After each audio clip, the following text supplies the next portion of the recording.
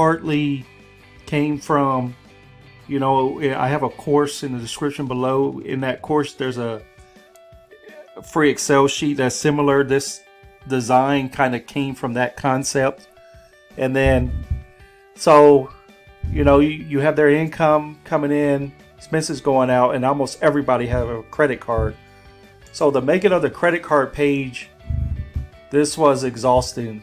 So the way, the credit card works, I had to, simulate daily, because I was going to actually break it down all the way and to see how much you save by waiting so many days before you paid each on a due date. But it got really time consuming and really overwhelming. There was times I just wanted to pull my hair out.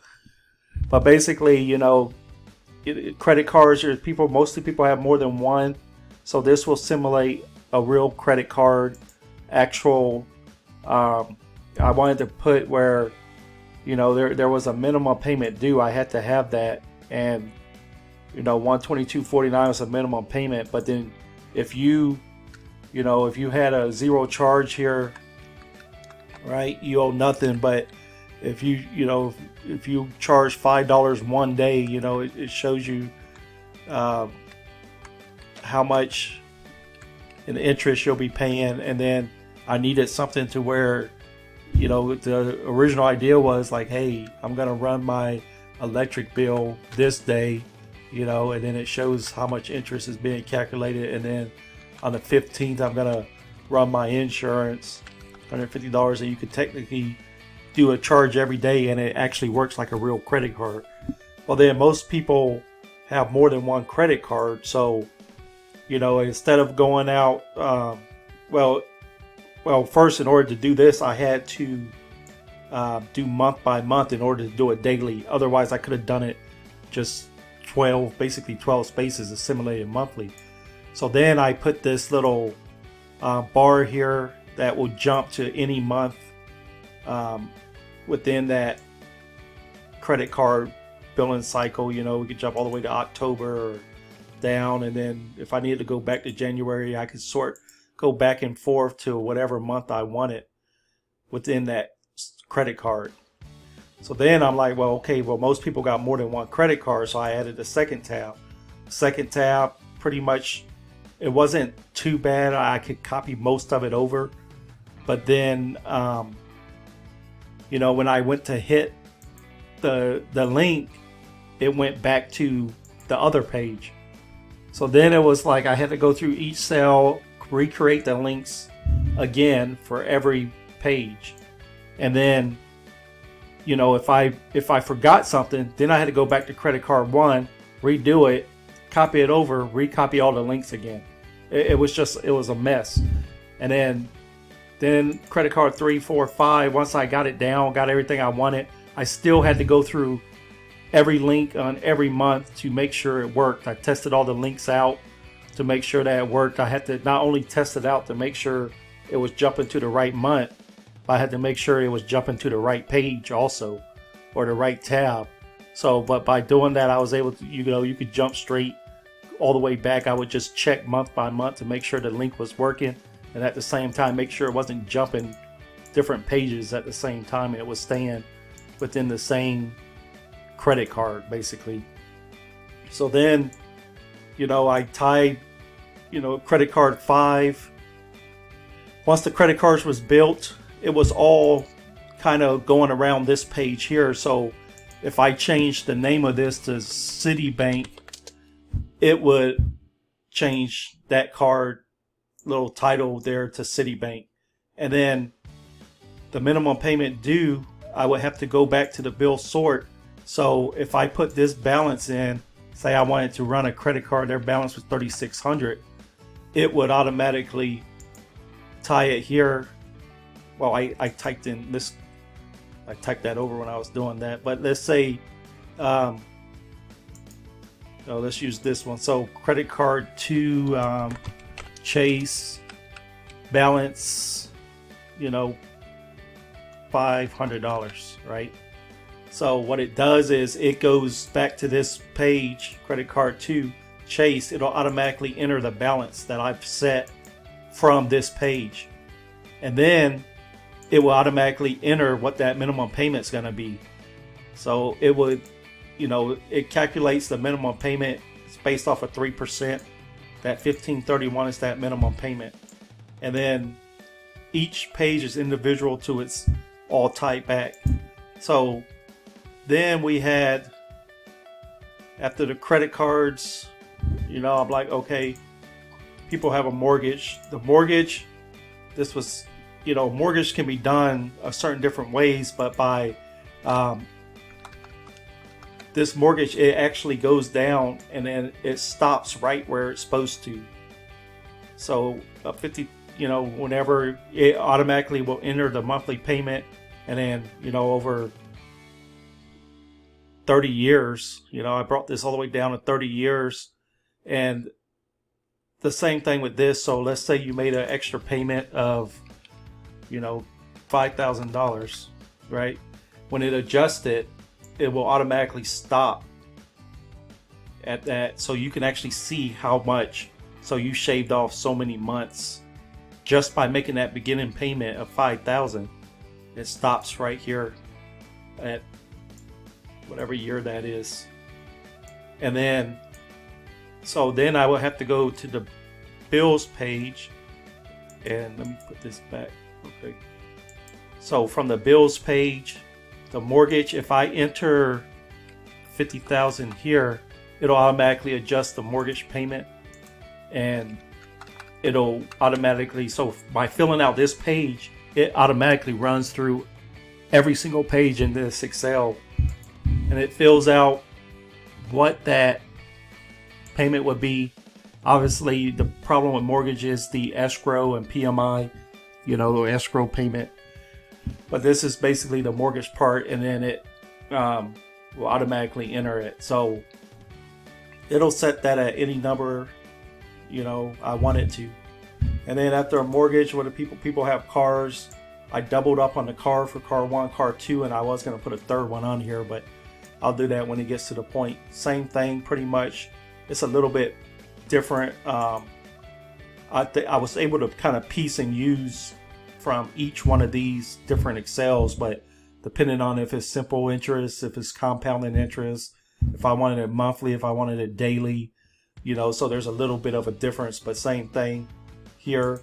All of these, mortgage, car. So if this was, Ally Auto, and I wanted this, I'll put the price in of the car at $12,000. It'll automatically enter the payment for me, Ally Auto. Now each one of these, so it changes to Ally 12,000 automatically, and it automatically puts the payment. I could customize each one of these. If it was a 62 month, or if it was a 70 month, or 70 years. If it was a 5 year or a 4 year or 3 year, and then I could change whatever interest rate I want. It'll automatically adjust. So all of those are customizable, so I can simulate almost any loan or anything. This over here is basically it would tell me the difference. So basically you charge, you got charged $947 in interest for this total loan. If you make the minimum payments, if you put an extra payment in here of say you want to put an extra payment in here, and that payment $50, right? It'll tell me the difference. I'm going to save $7.83 by making an extra payment that first month. If you made that extra payment the second month, you would save $7.59. So, every single cent matters. And if you made an extra, say you made just one extra payment, you save $56 on the life of this loan. And I can see how much you shaved off by the end of it. So this is, if I really wanted to, I could get down to the penny and actually figure out if I was to chunk on a credit card versus a car versus a mortgage, any situation, depending on where I put that extra money, I can actually know exactly how much money I would save and maximize it down to the penny. The time on that would take a while, I could literally shave every possible second off of every possible penny down to your complete budget. Then I could throw in what if you made more, what if you made less. I wanted this to be able to assimilate it. Student loan, same thing, is tied to this page. By changing the amount of the student loan, whatever amount you put, it'll automatically put the payment. And then I could go in and adjust depending on how long your student loan was and what percentage it was. It can change to whatever that is. The personal line of credit, it's not tied to that page. Personal line of credit, this simulates, and I was gonna, let's say, you use 5,000 of that, and then you're basically getting charged $1 a day. So even if you could, this would simulate Velocity Banking to the T. So if you withdrew, say you wanted to take out, Netflix on one day, and then the next day you take out, car insurance or something like that, it could literally down to the penny. It could say versus, because if you pay that on the 10th, you're paying $39 in interest. But if this was being simulated and you put the $94 here all at once, that 74 now, or that 39, it goes up a little bit. So it simulates, it can get you down to pretty much nothing. I mean, it maximizes every possible situation. Simulating the infinite banking concept, that was, it just depends on how much you want to use. I mean, so this PUA, this was actually simulated from the Run My Numbers. So if you just started, right, the Run My Numbers, this page right here, there's actually a simulation page that copies over when I put this one. That's how it's able to fill out this entire thing at once. But this bank, so I also made this up here, the links. I don't know why I don't use it more. This home link will get me to any page for any certain one at any time, and I can just switch back to home, jump around however I want. But like this bank, right? So we start with 0.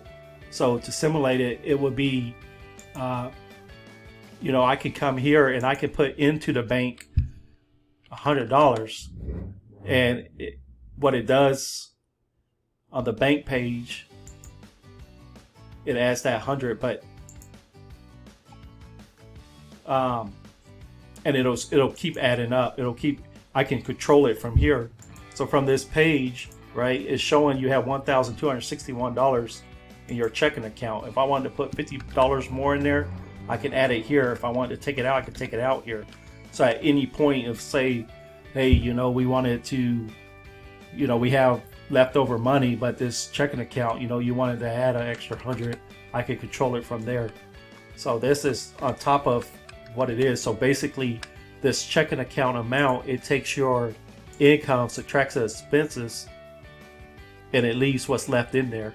And then once you hit a certain point to where you're trying to get up to this, it's telling you to get up to this point, and then once you hit that point, it'll tell you to transfer over to the line of credit. And then I can control the line of credit right here, line of credit in or out. This is in and out of a line of credit account. So if I take out $1,038.88, it'll take it out and automatically move it into the line of credit.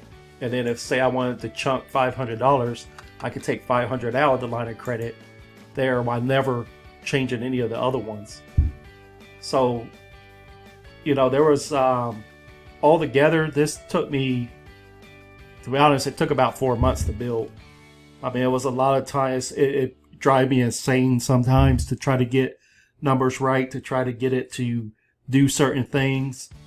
But I just wanted to make a quick, 15-minute video, I guess, showing this and kind of how it worked. There's a lot more behind the scenes, and I didn't show, but like credit cards, in order for it to simulate and do it right, it was hard to get this expense number right. I mean, we say get your income, get your expenses, and then you have your cash flow, you have your 3 numbers. Well, these numbers actually change every month. every time you make a credit card payment, the minimum payment goes down, which actually increases your cash flow.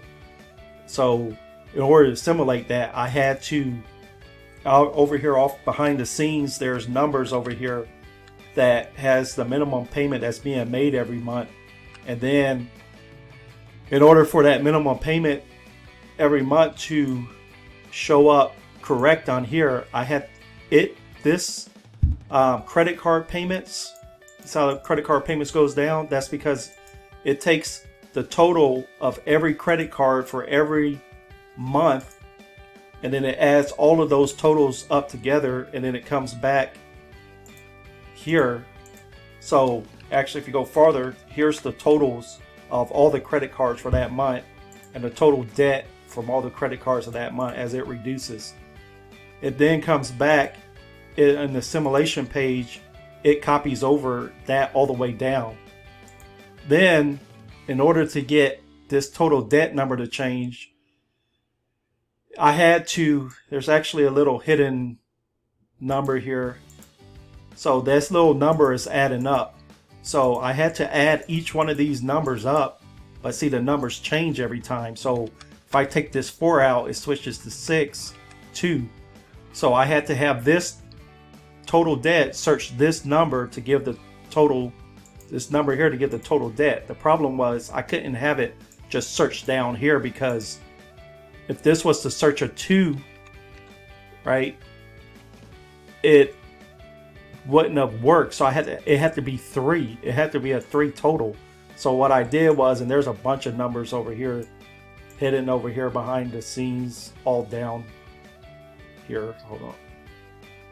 We'll just put some of them up there. All of these are simulating, and then, whoa.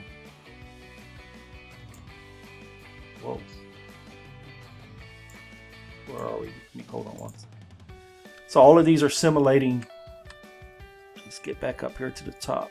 I don't know how we got down to 100 or wherever. What is going on? So all of these are simulating, and it's adding up numbers over here. So this number 3 is actually number 6. And those 6s, so, and as you go down, I had to do it that way, because that was the only way to get this number to actually change. It was insane. So it goes 1, 3, 6, 10, 15, 21. It's adding this entire row up all at once. So I had to come up with what those numbers were before, because this thing is searching for line or number 21, and there's no number 21 here, so I couldn't do it that way. So then it added up over there, and then the cash flow, in order for it to adjust, it had to do kind of the same thing. I had to create a third line over here for it to copy that over. So, and then to the age, to have the age switch for every month. So, right, they're 24 years old. Month 1, you're 24.08 years old. So by the time you get to month 12,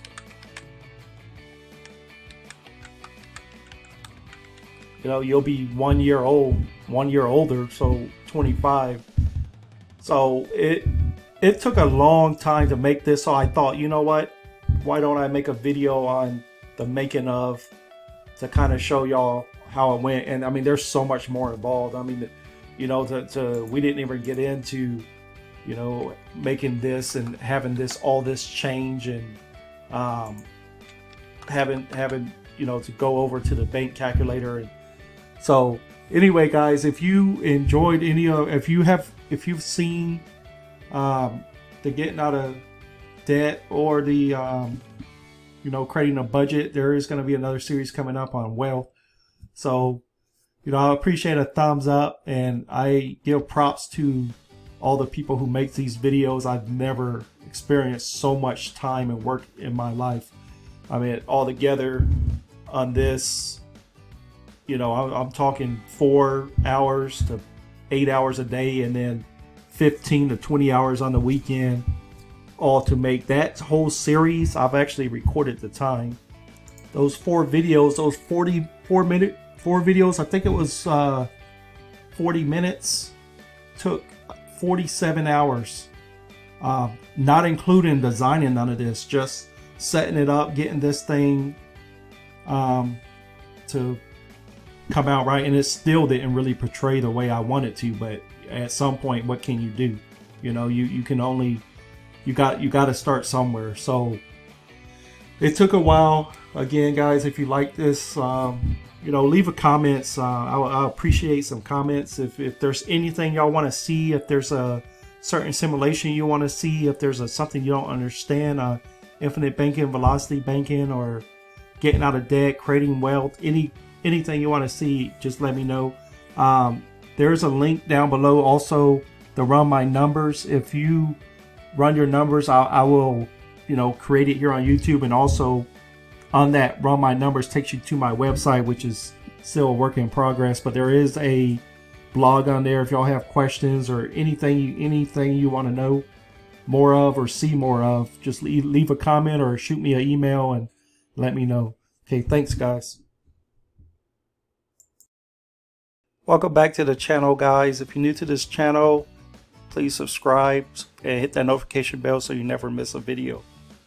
So guys, this is something I haven't really done yet, but I'm going to kind of show y'all how the thought process and how I did this getting out of debt series.